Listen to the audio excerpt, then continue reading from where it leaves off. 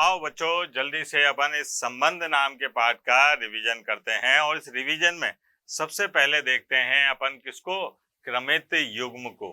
क्रमित युग्म में सामान्यतः समुच्चय के अवयवों के क्रम बदलने पर समुच्चय पर कोई प्रभाव नहीं पड़ता है, परंतु यदि दो अवयवों वाले समुच्चय ए कोमा बी में अवयव ए को प्रथम स्थान, अवयव बी को द्वितीय स्थान पर निर्धारित कर दिया जाए तो इस प्रकार के समुच्चय को क्रमित युग्म कहते हैं। इसको दर्शाते कैसे हैं? यहाँ पर छोटे कोष्ठक के अंदर दोनों अवयवों के मध्य में कोमा का चिन्ह लगा देते हैं और पढ़ते कैसे हैं, ए कोमा बी। अब अपने को ये बात याद रखनी है कि क्रमित युग्म में ए कोमा बी बराबर नहीं होता है बी कोमा ए के, क्योंकि क्रमित युग्म में क्रम बदलने पर अर्थ बदल जाता है। अब भैया इसको समझने के लिए अपन एक उदाहरण लेते हैं। देखो आप, उदाहरण क्या है अपने पास में कि एक द्विघात समीकरण है x की घात 2 माइनस 5x प्लस 6 बराबर 0। ये आ गया। अब यहाँ पर इस द्विघात समीकरण में मैंने इसके मूल निकाले तो मूल मुझे प्राप्त हुए 2 और 3। x के 2 मान प्राप्त हुए, 2 और 3।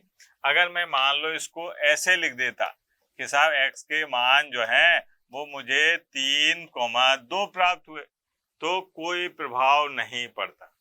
बिल्कुल, ये भी 2 मूल हैं, ये भी 2 मूल हैं, इसमें चाहे इसको लिखूं चाहे इसको लिखूं कोई अंतर नहीं आएगा। लेकिन अगर मैं निर्देशांक ज्यामिति के अंदर जाता और ये बताता कि ये x अक्ष है और ये y अक्ष है, ठीक है, और एक बिंदु है 2,3, तो 2,3 कैसे होता है, 1 2 1 2 3, ये बिंदु है P और इसके निर्देशांक हैं 2,3, ऐसे, ठीक है। अब मैं इसको 3,2 करूं तो 3,2 करने पर ये बिंदु नहीं आएगा। यहाँ पर क्या है, 1 2 3 और 1 2, ये आ गया साहब Q बिंदु। तो आपने देखा कि बिंदु के निर्देशांक को क्रमित युग्म से बताते हैं। 2,3 को जैसे ही मैंने 3,2 करा तो बिंदु बदल गया, लेकिन यहाँ पर जब मैंने मूल को 2,3 से 3,2 करा तो कोई अर्थ नहीं बदला। तो याद रखें कि a, b बराबर नहीं होता है b, a के, किसमें, क्रमित युग्म में। अब आगे बढ़ते हैं। आगे अपने को क्या दिखाई देगा, कार्तीय गुणनफल। कार्तीय गुणनफल में क्या है साहब, यदि a और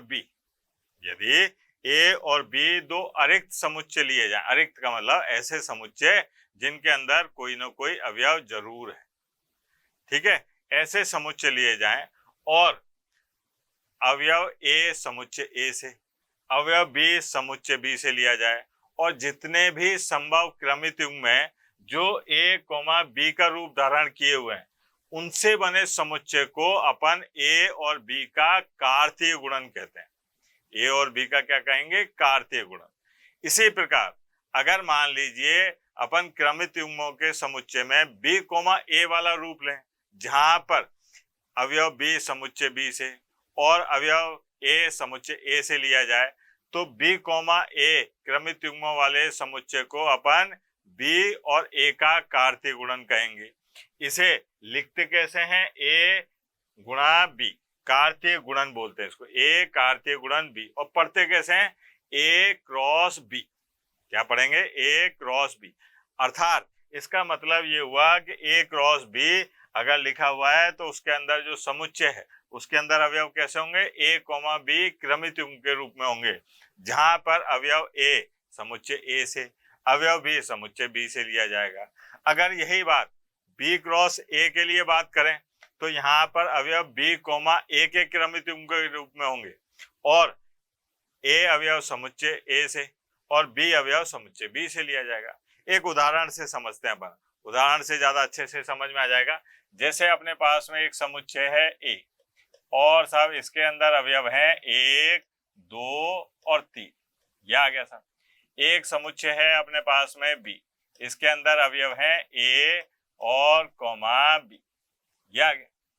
अब मैं क्या काम करता हूं, a क्रॉस b निकालता हूं तो a क्रॉस b क्या निकलेगा, देखो आप, a क्रॉस b मैं यहाँ पर अवयव ए जो है वो कहाँ से लूंगा, समुच्चय ए से, और अवयव बी कहाँ से लूंगा, समुच्चय बी से। मतलब पहले में एक के साथ में कितने क्रमित युग्म बन सकते हैं, देखो आप, एक कोमा ए, एक कोमा बी, यह आ गया। फिर दो की बात करें तो दो कोमा ए और दो कोमा बी। फिर बात करें दो, तीन कोमा ए और तीन कोमा बी, यह आ गया। ये देखो आप, ये है अपने पास में ए क्रॉस बी।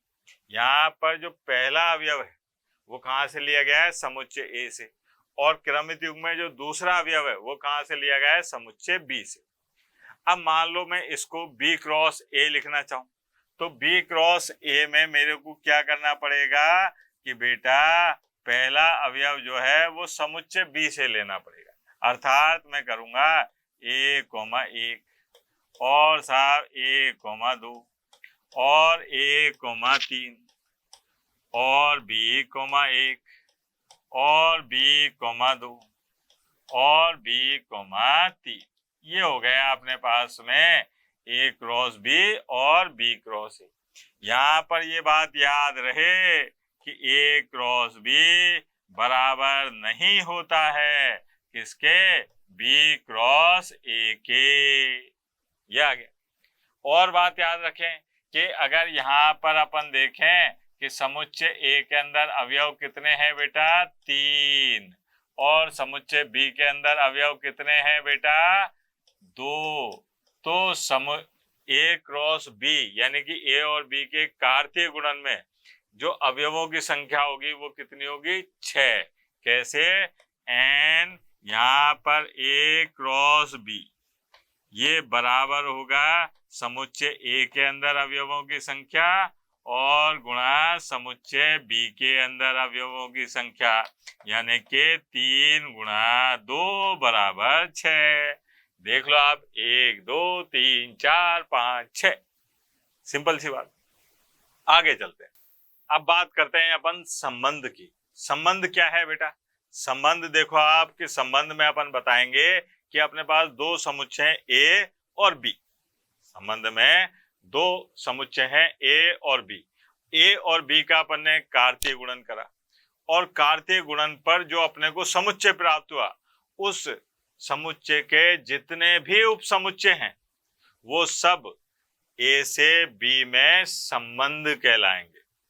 अगर समुच्चय ए का कोई अवयव लें और उसका समुच्चय बी से कोई संबंध है तो अपन कहेंगे कि अवयव ए का अवयव बी से संबंध है। अर्थात गणितीय भाषा में अगर देखें तो संबंध वास्तव में क्या है, ए क्रॉस बी का या तो उपसमुच्चय होगा या फिर उसके बराबर होगा।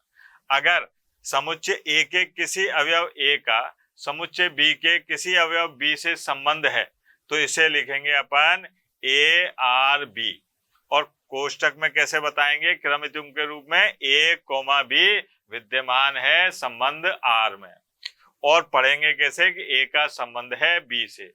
और कुछ ज्यादा अच्छे तरीके से लिखना चाहो तो ऐसे लिख सकते हैं ए आर बी। इसका मतलब भी है कि अवयव ए का संबंध है बी से। अगर ए अवयव का बी से संबंध नहीं है तो इसको अपन कैसे लिखेंगे कि साहब ए का संबंध नहीं है बी से, जो आर है ना इसको काट देंगे, सीधी सी बात। अच्छा, अच्छे तरीके से समझते हैं। एक और बात देखते हैं कि साहब मेरे पास में एक समुच्चय है ए, यह आ गया साहब। यहाँ पर देखा अपने पास अवयव है 1, 2 और एक समुच्चय है अपने पास में बी। बी के अंदर जो अवयव हैं वो हैं अपने पास में ए कोमा बी, यह आ गया। अब मैंने क्या काम करा कि ए और बी का कार्तीय गुणन करा तो मुझे प्राप्त हुआ ए कोमा बी और साथ 2 कोमा ए और 2 कोमा बी, ये हो गया साहब 2 कोमा बी। ठीक है, अब क्या काम करना है अपने को कि एक संबंध देखते हैं R1 में मैंने लिखा है कि साहब 1 कोमा ए और 2 कोमा ए लिखा हुआ है। अब मेरे को ये बताना है कि ये R1 जो है ये संबंध है कि नहीं है। तो मैंने देखा कि भैया 1 कोमा ए जो है ये पूरी तरह से विद्यमान है कहाँ पर, ए क्रॉस बी के अंदर। और साहब 2, A जो है वो भी विद्यमान है कहाँ पर, ए क्रॉस बी में। इसमें 2 ही अवयव थे। इसका मतलब ये कहा जा सकता है कि R1 जो है ये उप समुच्चय है किसका, ए क्रॉस बी का। तो यहाँ पर बताएंगे कि R1 एक संबंध है। अगर कोई भी R1, R2, R3 जो भी संबंध आप देख रहे हैं, अगर वो ए क्रॉस बी का उप समुच्चय है तो अपन कहेंगे कि ये संबंध ए से बी में है। ठीक है बेटा, आगे बात करते हैं। अब आगे अपने को क्या दिखाई देता है भाई, अब बात करते हैं अपन एक समुच्चय पर संबंध। एक समुच्चय पर संबंध में क्या है कि अभी तक अपन 2 समुच्चय लेते आ रहे थे, ए और बी। अब अपन क्या काम करेंगे, एक ही समुच्चय लेंगे और ए समुच्चय लेकर ए क्रॉस ए करेंगे और उसमें जो संबंध आर मिलेगा वो संबंध आर एक समुच्चय पर संबंध कहलाएगा।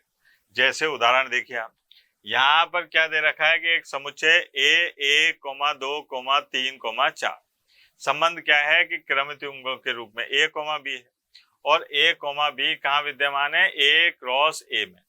और रिश्तेदारी क्या है कि ए में से अगर बी को घटाया जाए तो अपने पास में क्या आना चाहिए, 3 आना चाहिए। ए में से अगर बी को घटाया जाए तो क्या आना चाहिए, 3। अगर इसके हिसाब से मैं क्रमित युग्मों के रूप में समुच्चय बनाऊं तो ये बनेगा मेरे पास में 4,1।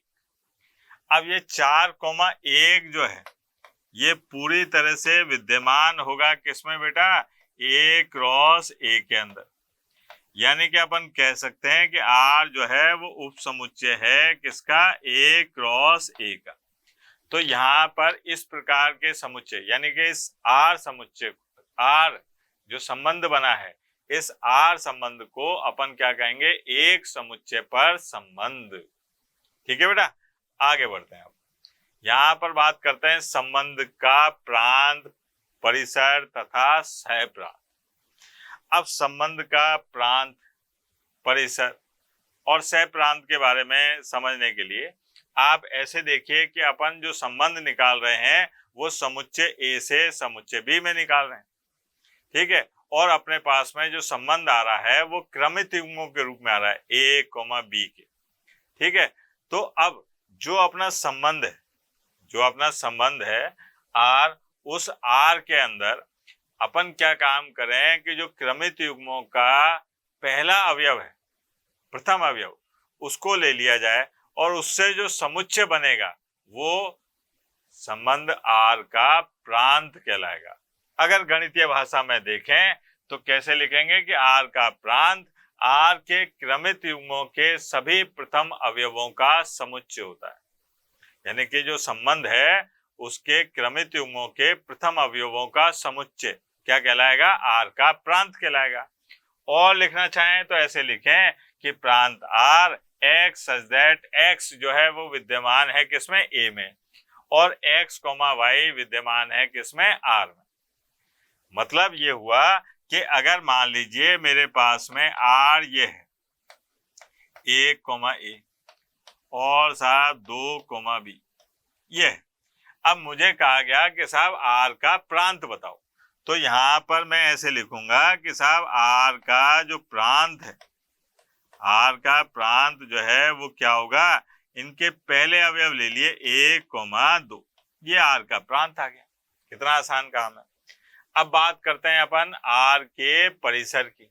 आर के परिसर में देखिए वैसा के वैसा ही है ना, लेकिन क्या है, पहले अपन ने क्रमित युग्मों के प्रथम अवयव को लिया था, अब अपन क्रमित युग्म के द्वितीय अवयव को लेते हैं। मतलब आर का जो परिसर है वो आर के क्रमित युग्मों के सभी द्वितीय अवयवों के समुच्चय को अपन क्या कह देंगे, आर का परिसर। मतलब आर का परिसर जो है वो y के बराबर होगा, और y कहाँ से होगा, विद्यमान होगा समुच्चय b में, और x, y कहाँ विद्यमान होगा, r में। अगर देखें तो ऐसे समझिए कि साहब अगर मान लीजिए मेरे पास में r ये है कि साहब 1, a और 2, b, और 3 कोमा सी, ये आ गया। अब मुझे कहा गया कि साहब आर का प्रांत निकालो, आर का प्रांत निकालो। तो इससे पहले अपन ने क्या देखा कि आर का प्रांत क्या है, इनके प्रथम अवयवों का समुच्चय। तो यहां पर आ गया अपने पास में 1, 2, 3, ये प्रांत है। परिसर क्या है साहब, आर का परिसर। अब आर के परिसर की बात करी तो आर का परिसर क्या हो जाएगा बेटा, ए कोमा बी कोमा सी, क्योंकि परिसर क्या है, संबंध आर के समुच्चय में जो क्रमित युग्म है उनके द्वितीय अवयवों का समुच्चय, वो क्या कहलाएगा अपने पास में, आर का परिसर। ठीक है, अब बात करते हैं अपन सह प्रांत। सह प्रांत क्या है साहब, सह प्रांत जो है वो कहलाता है समुच्चय बी।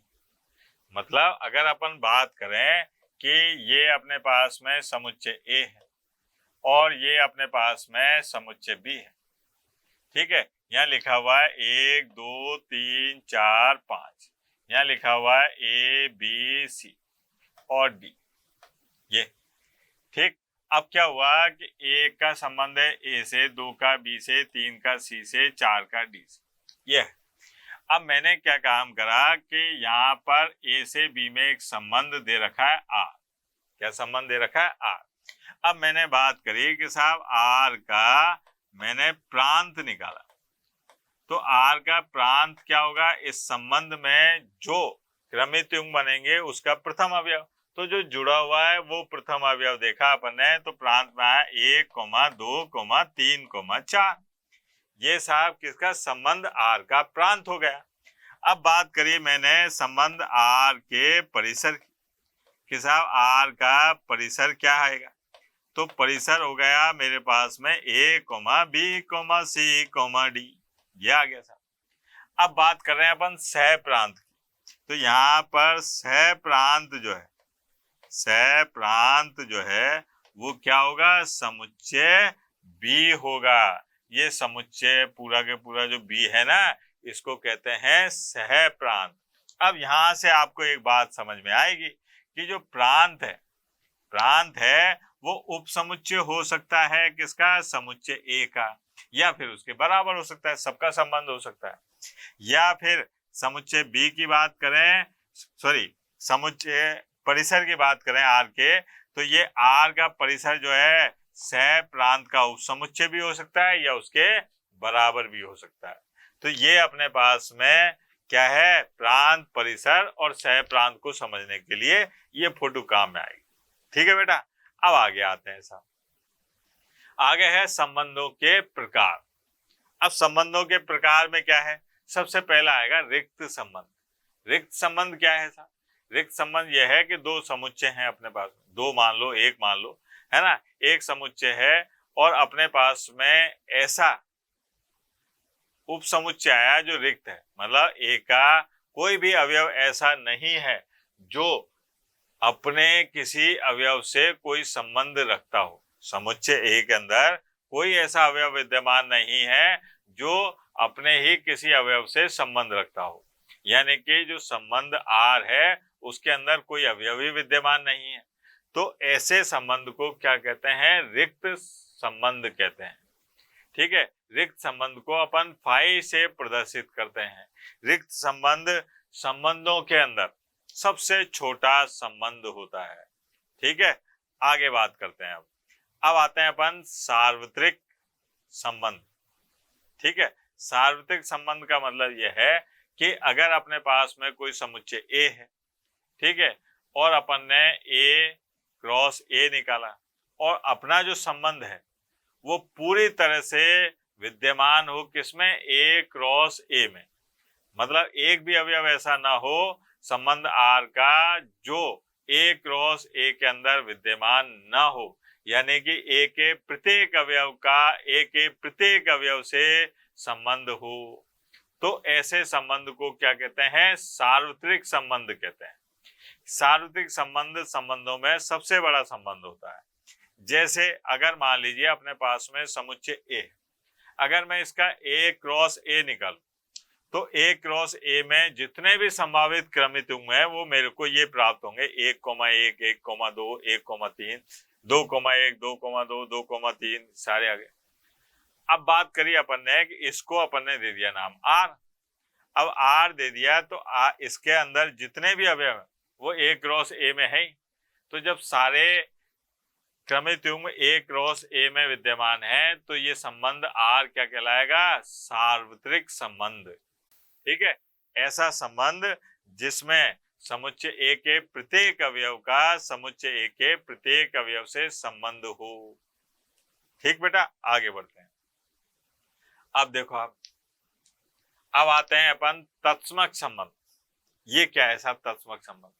तत्समक संबंध यह है कि समुच्चय ए में कोई संबंध आर तत्समक संबंध कहलाता है जब x, y अगर आर में विद्यमान है तो ऐसी स्थिति में x और y समुच्चय ए से लिए जाएं और x बराबर हो किसके? y के। मतलब ये हुआ कि तत्समक अवयव ऐसा संबंध है जिसमें प्रत्येक अवयव का समुच्चय ए के प्रत्येक अवयव का स्वयं से और केवल स्वयं से संबंध हो। स्वयं से और केवल स्वयं से संबंध हो। इसे आई ए से प्रदर्शित किया जाता है इस तरीके से। ठीक है, आई और नीचे लिख देते हैं ए। आई ए से प्रदर्शित करते हैं। अगर उदाहरण से समझिए आप तत्समक संबंध को कि भाई मेरे पास में एक समुच्चय है 1, 2, 3 और संबंध आर जो है वो है 1, 1, 2, 2, 3, 3। इसका मतलब यह है कि 1 का संबंध 1 से है, 2 का संबंध 2 से है, 3 का संबंध 3 से है। समुच्चय ए के प्रत्येक अवयव का स्वयं से संबंध जरूर है। 1 का 1 से है, 2 का 2 से है, 3 का 3 से, इसके अलावा कोई संबंध नहीं है। तो इस संबंध को मैं क्या कहूंगा? तत्समक संबंध। ठीक है, इसे आइए से प्रदर्शित करेंगे। इसके बाद में आते हैं अपन किस पर? स्वतुल्य स्वयं सम संबंध पर। ये तत्समक संबंध की तरह ही है। इसके अंदर एक ए के अंदर जो भी अवयव है उसका स्वयं से संबंध होना जरूरी है। स्वयं का संबंध देखो आप कैसे, जैसे मान लो मैं ऐसे समझाता हूं इसमें कि अपने पास में एक समुच्चय है 1, 2, 3 और एक संबंध दिया मैंने कि साहब आर एक संबंध है 1, 1, 1, 2 और 2, 2 और 2, 3 और साहब 3, 3। अब बात आई कि यहाँ पर अपने पास में कि ये संबंध जो है स्वतुल्य संबंध है कि नहीं है। तो देखा कि साहब 1 का संबंध 1 से है, 2 का संबंध 2 से है, 3 का संबंध 3 से है। तो ये संबंध क्या हो गया? स्वतुल्य संबंध। क्योंकि परिभाषा क्या कह रही है कि x, x विद्यमान होना चाहिए किसमें? संबंध आर में। और x कहां से लेना है? समुच्चय ए से। तो ए के प्रत्येक अवयव का स्वयं से संबंध है। अब बालक के दिमाग में आई कि अरे सर ये तो तत्समक संबंध में भी था। तो तत्समक संबंध और स्वतुल्य संबंध में एक अंतर होता है। वहां मैंने इस्तेमाल करा था स्वयं का स्वयं से केवल स्वयं से संबंध होना चाहिए।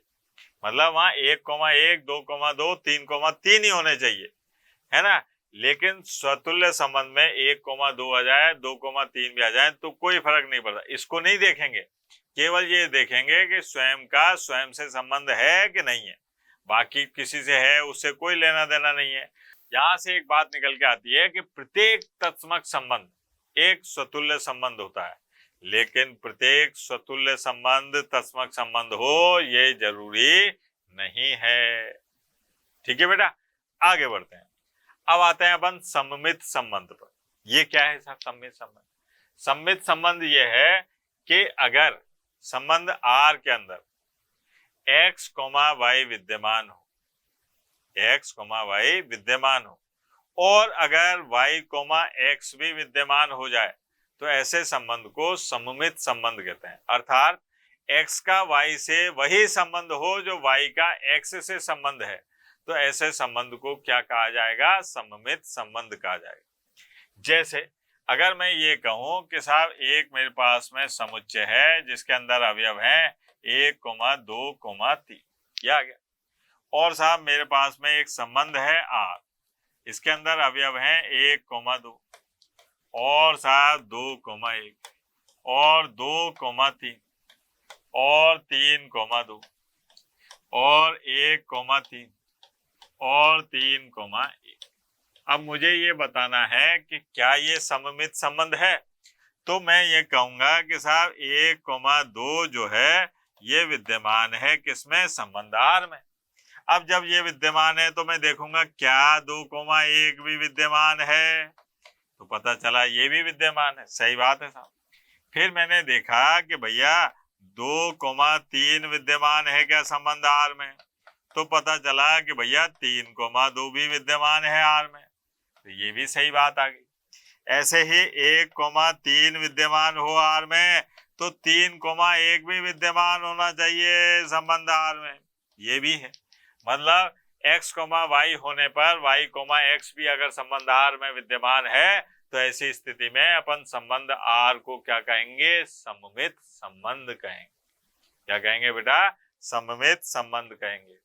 अब बात करते हैं अपन प्रतिसममित संबंध।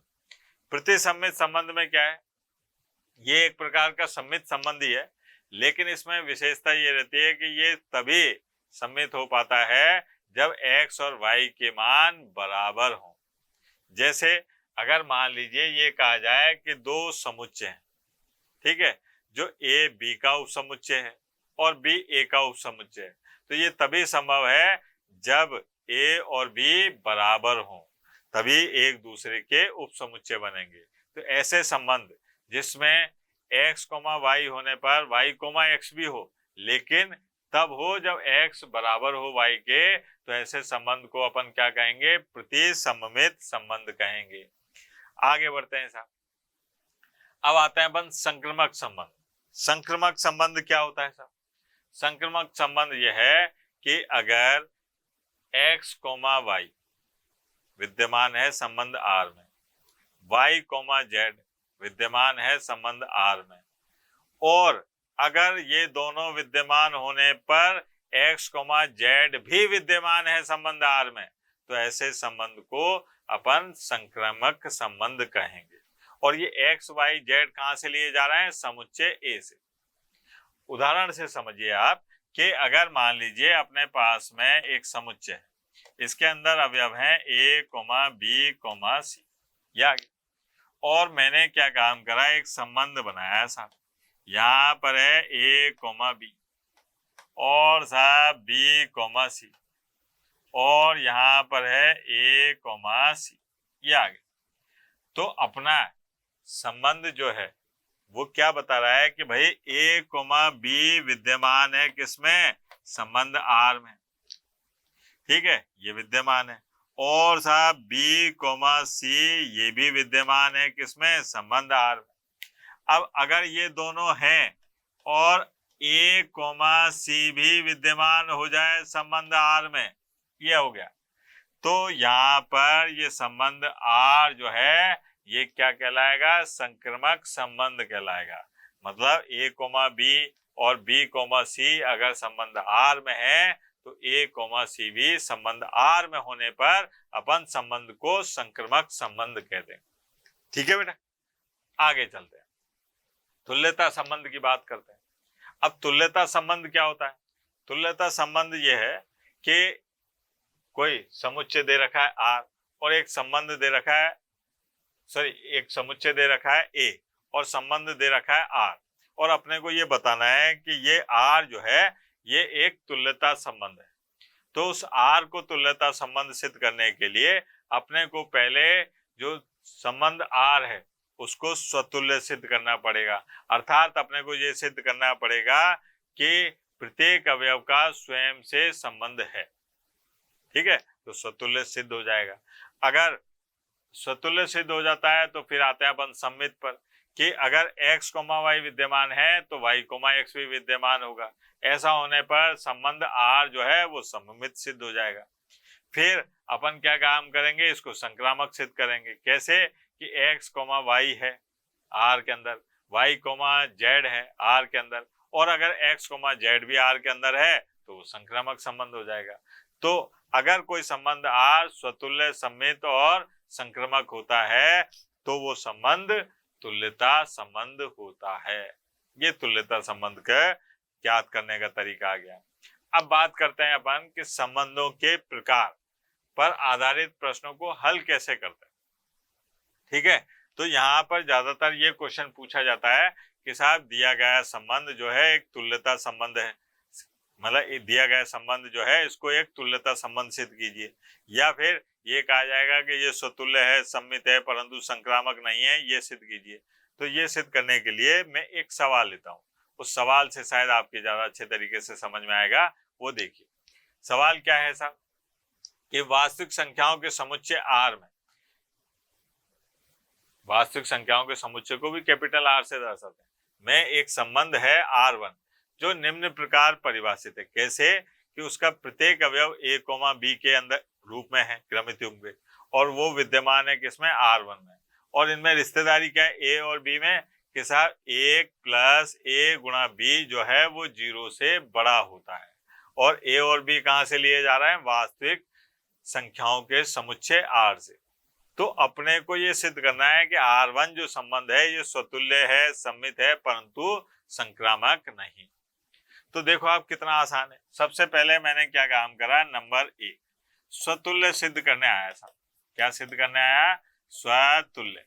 अब स्वतुल्य सिद्ध करने के लिए क्या देखना पड़ेगा मेरे को कि मेरे को एक अवयव लेना पड़ेगा a कहाँ से, समुच्चय R से, कोई भी एक वास्तविक संख्या ले।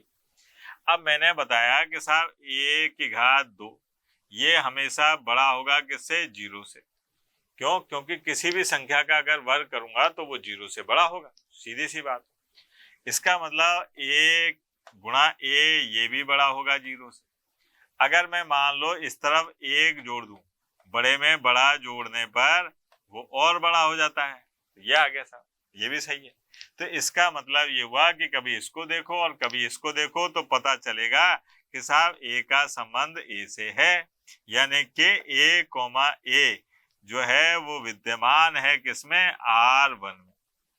इसका मतलब ये हो गया कि R1 जो है ये एक स्वतुल्य संबंध है। कैसा संबंध है बेटा, स्वतुल्य संबंध है। ठीक है, अब बात करिए अपन ने किसके, सममित संबंध की, वो भी देखते हैं साहब। सममित संबंध, सममित संबंध ये आ गया। अब सममित संबंध में क्या हुआ, अपन ने दो अवयव लिए, कौन कौन से, a और b, और कहां से लिए, वास्तविक संख्याओं के समुच्चय R से। और ये बताया कि साहब ये अपने पास में a × b और ये बड़ा है 0 से। क्यों, क्योंकि अपने को ये कहा जा रहा है कि a, b जो है ये विद्यमान है किसमें, R1 में, तो ये तभी विद्यमान होंगे सर।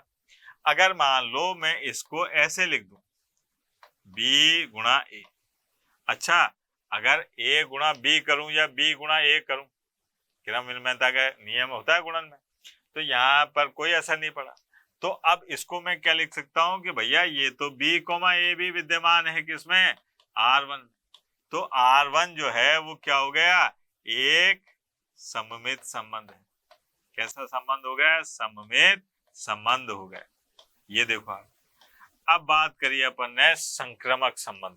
अब बात करते हैं अपन संक्रमक संबंध की। संक्रमक संबंध में क्या है, ये थोड़ा सा कठिन पड़ता है बेटा, संक्रमक संबंध है ना। अब संक्रमक संबंध में अपन 3 अवयव लेते हैं, कहां से, a, b, c लिया, ये वास्तविक संख्याओं के समुच्चय R से। और यहाँ पर मैंने क्या काम करा, मान लिया मन में कि a जो है 1 है, b जो है वो -1/2 है, और c जो है वो क्या है अपने पास में 1 है, 1 नहीं -1 है, ये ले लिया। ठीक है, अब सरल करने आए साहब। यहाँ पर देखो आप कि इसमें ये कहते हैं कि a, b जो है वो विद्यमान है संबंध R1 में। इसका मतलब ये हुआ कि 1 + a × b जो है ये बड़ा है 0 से। अगर मैं इसमें ये a और b के मान रख के देखूं तो देखो आप, 1 में से -1/2 जाएगा तो प्लस का 1/2 आएगा, वो 0 से बड़ा होता है। बिल्कुल सही बात है, a, b विद्यमान है किसमें, R1। अच्छा ये कहते हैं कि साहब b, c जो है ये भी विद्यमान है R1 में। तो यहाँ पर देखा 1 + b, c, ये भी 0 से बड़ा है, मतलब ये हुआ -1/2 और -1, तो कितना हो गया +1/2, 3/2 हो जाएगा। 1 + 1/2 कितना हो गया 3/2। ये भी 0 से बड़ा है, मतलब A, B विद्यमान है, B, C भी विद्यमान है, तो A, C विद्यमान होना चाहिए। तो मैंने देखा कि साहब A, C क्या ये विद्यमान है R1 में, तो यहां से देखा A × C और साहब 0। अब देखो आप A की जगह 1 और यहाँ पर A और C क्या हो गया -1 और ये 0 से बड़ा। 0 से बड़ा कैसे हो सकता है? इसका मतलब यहाँ पर पता चला कि A, C जो है ये विद्यमान नहीं है किसमें, R1 में। तो R1 जो है ये संक्रामक संबंध नहीं है। क्या है? ये संक्रामक संबंध नहीं है। ये आगे सा बात। तो यहाँ पर इस तरीके के सवालों को सरल करने के लिए अपने को स्वतुल्य हो चाहे सम्मित हो संक्रामक हो कोई ऐसा अवयव ढूंढना पड़ता है जिससे ये फेल हो जाए। जैसे यहाँ पर मैंने ये ढूंढे ना, यहाँ पर ऐसा नहीं हो रहा। कोई सी भी वास्तविक संख्याओं का समुच्चय लो, है ना, उसमें किसी का भी वर्ग लोगे तो 0 से बड़ा होगा। इस प्रकार से अपन संबंधों के प्रकार को लेकर प्रश्न को हल करते हैं। ठीक है बेटा, आगे बढ़ते हैं। आगे अपने पास में क्या है साहब, अब अपन बात करते हैं बेटा तुल्यता वर्ग की। तुल्यता वर्ग एक अरिक्त समुच्चय A और उसके अंदर कोई संबंध है R और R जो है वो तुल्यता संबंध है। अगर तुल्यता वर्ग का कोई क्वेश्चन पूछा जाता है किसी संबंध के लिए तो वो संबंध R का तुल्यता संबंध होना जरूरी है। ठीक है, अब तुल्यता वर्ग जो है समुच्चय A के प्रत्येक अवयव का तुल्यता वर्ग निकाला जाता है। अब मान लीजिए कोई अवयव A है जो समुच्चय A से लिया गया है और उसका अपने को तुल्यता वर्ग निकालना है, तो इस तुल्यता वर्ग को अपन कैसे लिखेंगे? ऐसे कोष्टक के अंदर A से लिखकर। अब इसको ज्यादा अच्छे तरीके से समझने के लिए अपन एक उदाहरण लेते हैं कि साहब तुल्यता वर्ग लिखते कैसे हैं। जैसे ये क्वेश्चन है, देखो आप यहाँ पर दे रखा है कि समुच्चय A है जिसके अंदर अवयव हैं 1, 2, 3। ठीक है, और इसके अंदर एक संबंध R जो है तुल्यता संबंध है। ये देखो ये संबंध जो है तुल्यता संबंध है।